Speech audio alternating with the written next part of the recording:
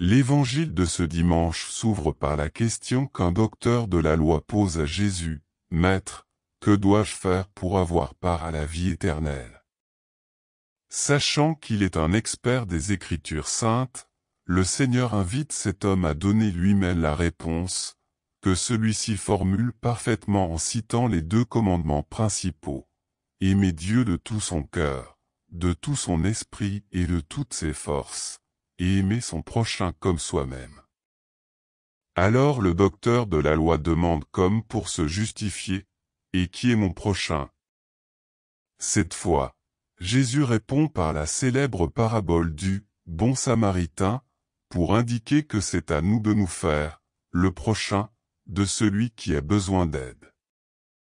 Ce récit évangélique offre le critère de la mesure, c'est-à-dire l'universalité de l'amour qui se tourne vers celui qui est dans le besoin, rencontré par hasard, quel qu'il soit. À côté de cette règle universelle, il y a aussi une exigence spécifiquement ecclésiale. Dans l'Église elle-même en tant que famille, aucun membre ne doit souffrir parce qu'il est dans le besoin. Le programme du chrétien, appris de l'enseignement de Jésus, est un cœur qui voit, où il y a besoin d'amour, et qui agit en conséquence. L'évangile de ce dimanche s'ouvre par la question qu'un docteur de la loi pose à Jésus: « Maître, que dois-je faire pour avoir part à la vie éternelle ?»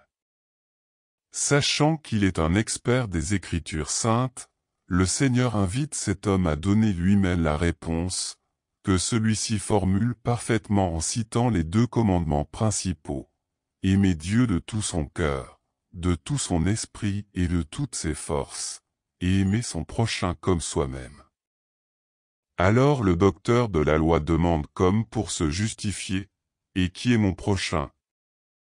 Cette fois, Jésus répond par la célèbre parabole du « bon samaritain » pour indiquer que c'est à nous de nous faire le prochain de celui qui a besoin d'aide.